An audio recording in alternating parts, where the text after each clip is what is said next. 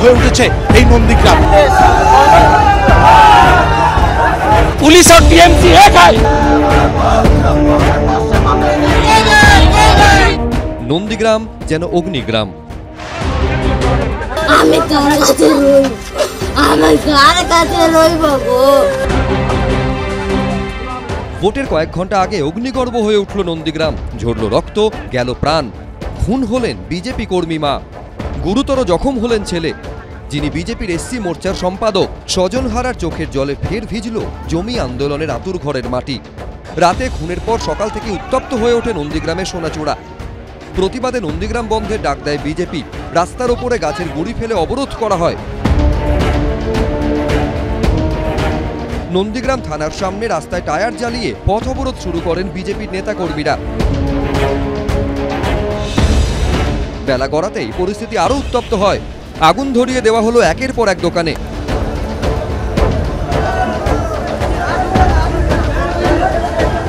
এরপরই শুরু হয় পুলিশের অভিযান।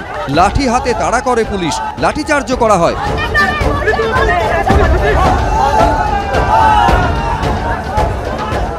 কিন্তু কার্যত রণক্ষেত্রের চেহারা। যে আগুনের কথা বলে সেই আগুন কিন্তু এখনো পর্যন্ত চলছে। হলদিয়া অ্যাডিশনাল এসপি নেতৃত্বে পুলিশ অগ্রসর হচ্ছে। রীতিমতো উত্তপ্ত পরিস্থিতি দেখতে পাচ্ছে। বিজেপি কর্মী সমর্থকরা যারা সকাল থেকে অবরোধ করেছিলেন তারা কিন্তু একই রকম ভাবে পুলিশ লাঠিচার্জ করা শুরু করেছে। রাত কিন্তু লাঠিচার্জ করা শুরু করেছে, লাঠিচার্জ করা শুরু করছে। কয়েকজনকে আটক করে পুলিশ। গতকাল রাত্রিবেলা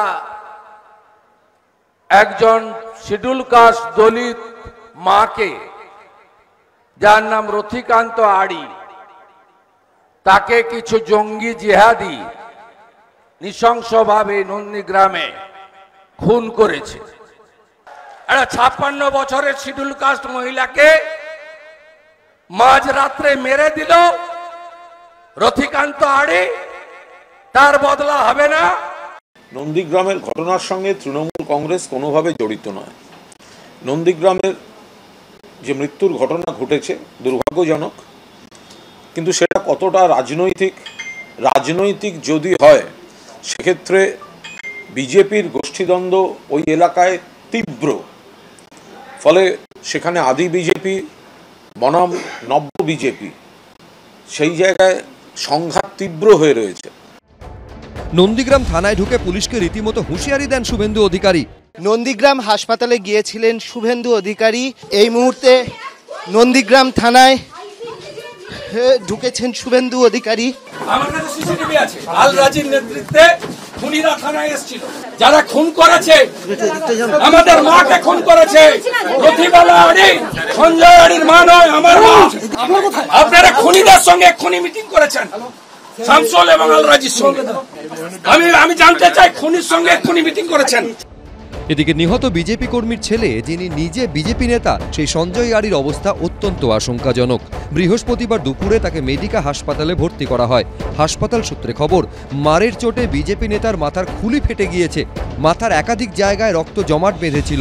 অস্ত্রোপচারের পর বিজেপি নেতার মাথায় জমাট বাঁধা রক্ত বের করা গিয়েছে বলে জানিয়েছেন চিকিৎসকেরা। এদিকে এদিন বিকেলে নন্দীগ্রামের অশান্ত এলাকায় পৌঁছয় তৃণমূলের প্রতিনিধি দল।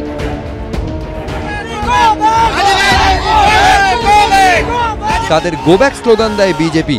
বিটন চক্রবর্তী, অর্ণব মুখোপাধ্যায়, পার্থপ্রতিম ঘোষ, এবিপি আনন্দ।